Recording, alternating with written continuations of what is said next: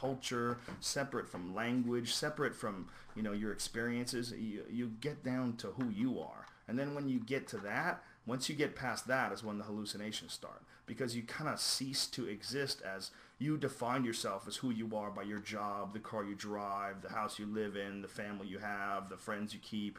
You define yourself by all these different things. But when you're in that tank, all those things are gone. There's no outside world. There's just the mind. It's the mind untethered from the body. And when you're in that state, you kind of transverse.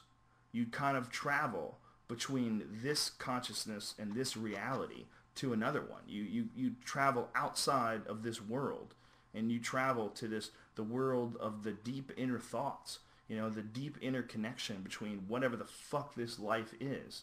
The connection between your consciousness and the universe. And it gets pretty fucking crazy. I have one of those bitches in my basement, and I do it all the time. Is it like a really great power nap? No, it's not like a really great power nap. It's like a really great mushroom trip.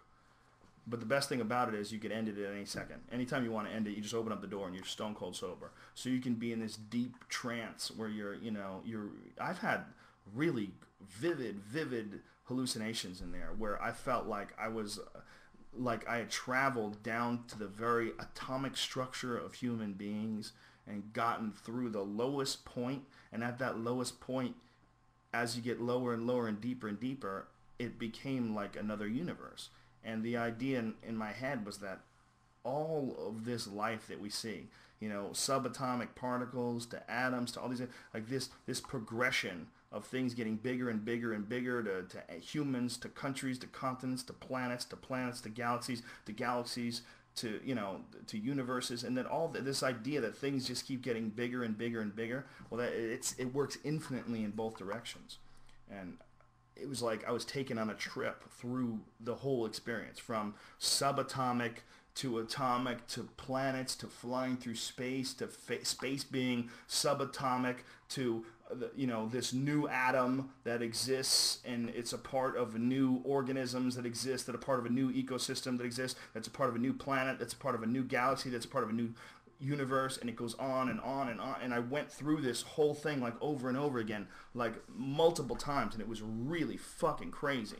It was a very, very vivid and very realistic and very, very life-changing. The whole thing is like doing it a lot. You got to do the isolation tank a lot, and you got to learn to relax, and you got to learn to give in to the experience. Because so many times when you're in there, you're thinking about things, and you're worrying about things, and you think about your bills and your bullshit, and I got to lose weight, and I got to do this, and all those thoughts distract you.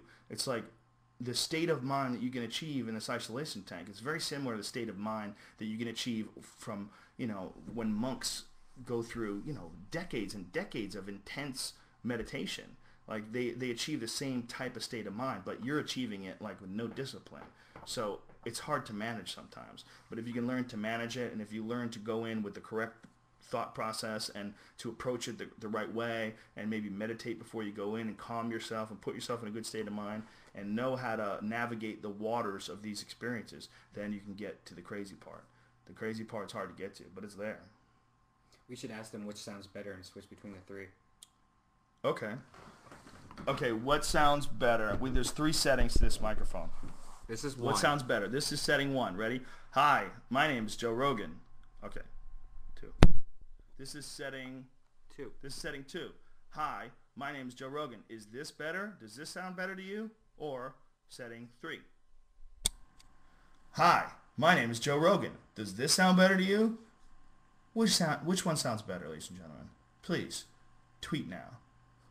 You're going to annoy the fuck out of people that follow you and people that have, that get your phone messages. Like, sometimes I'll tweet, I'll get baked and I watch the Steven Seagal show, and I'll tweet way too much. Right. And I get a lot of angry tweets from people. Yeah, well, it's annoying. It's annoying if you only follow, below 100 people or something. That's why I start following more and make it more just like a chat room almost. I have thousands of people that I'm following now. I just hate when people reply to every single person that's ever wrote them ever. Yeah, you just that's get, the replies. That's a problem. I'm gonna sign into Twitter right now. See if it's the same. 1 sounds best. 3, you dick. 3, you dick. Who? I'm a dick? 1 and 3 are close. 2 sucks. 1 and 3 are close. Let's do 3 is louder, but 1 seems better quality. So it seems 1, 3, then 2. Okay, it seems like 1 is the one. 1, 3, someone yelled out. 1 for Sound sure, 3. 1. Most people are saying it's a tie between 1 and 3, so let's go with 1. Alright, we're going to go with 1. Fuck you and your 3s. Whoa. Strong words. Very strong words. Alright.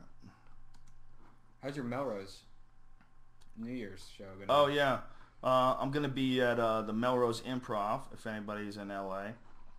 The Improv on Melrose. I'm going to be there on New Year's Eve. 2 shows. I think it's 8 and 10. Are you sure it's 2 shows? Pretty sure. Because I heard 1 show, and then just on Improv's website, they have like an early time that you can go to eat dinner. Really? And it looks like a second show, but it's not really 2 shows. Oh, that's a problem, because that bitch is going to sell out quick. Yeah. And then Vegas the following day at the House of Blues? Yes. The following day, January 1st, House of Blues. Vegas. Vegas, bitches. And then after that, it's Washington, D.C., January, I think 7th or something like that. Or no? Yeah. Is that what's after that? I don't know. Upcoming shows. This fucking thing sucks. The Improv's website is dog shit. See, Joe Rogan dinner, 10 p.m. Where's it and at? then 10:01, Joe Rogan show. Huh. So it's just saying that you It buy... says there's only 1 show. Yeah, I think there is only 1 show. I only have it on your website as 1 show. 1 show, 10 p.m. Ooh, this is going to be a disaster. Yeah. Oh, it's going to be crazy. Yeah. If you want to go to the Improv, you got to go now. It looks like it's already sold out. Is it sold out? Try to buy a ticket right now. Oh, wait. Try to buy a ticket right there. Oh, there's still tickets. Okay. You can still buy tickets, but get them quick because that bitch is going to sell out. Maybe we'll add an 8 o'clock show. I don't want anybody to get shut out. And sometimes 8 o'clock is the move. You go there, have a show, have a good time, get your freak on, have a couple laughs, and then go hide when it comes midnight so you don't get bullets dropping on your fucking head from all the douchebags out here like to fire guns in the air and get crazy. Woo! I can handle it. And they drink and drive, and it's very dangerous. I got some hilarious video of last New Year's there of these old ladies dancing and stuff. Oh yeah, that's right. Squad video. I wish we had that right now. We could stream it. Yeah. We could stream it, right? Yeah. I'm gonna upgrade this internet, this weak ass internet I got here. Yeah, because then once I'll bring my laptop and then I'll start to be able to just send you videos and stuff like that. Then we're gonna set it up like a goddamn fucking TV studio in here, bitches. 358 viewers. I'm losing viewers. I must be boring. Fuck. Answer some questions here. Add a late show in Vegas. I don't think so, man. Late shows in Vegas are a nightmare.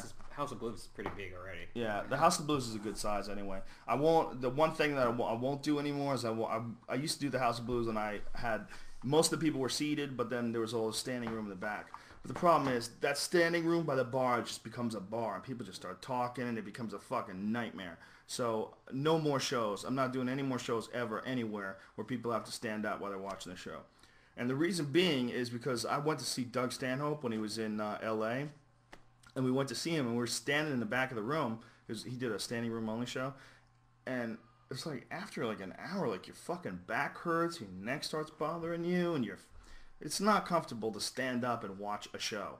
I always figured because I'm on stage standing for an hour, like it's no big deal. Like, you know, you can stand for an hour and a half and talk on stage and it's not a problem. But standing still, watching someone is a big difference. That was the worst. It's terrible. Do you even remember like the last half of that show? Yeah. Because I was focused on my feet the whole time. Yeah, it's a terrible feeling. And what's weird is I talked to somebody in Texas. They walked out of the show because they couldn't, because it was all standing room only at Doug's show, and they just walked out. They're like, we couldn't take it anymore. Yeah, I hate it. So I'm not doing it anymore, and I'm having problems with this because I had a show booked in March at the Fillmore in New York City, and they said that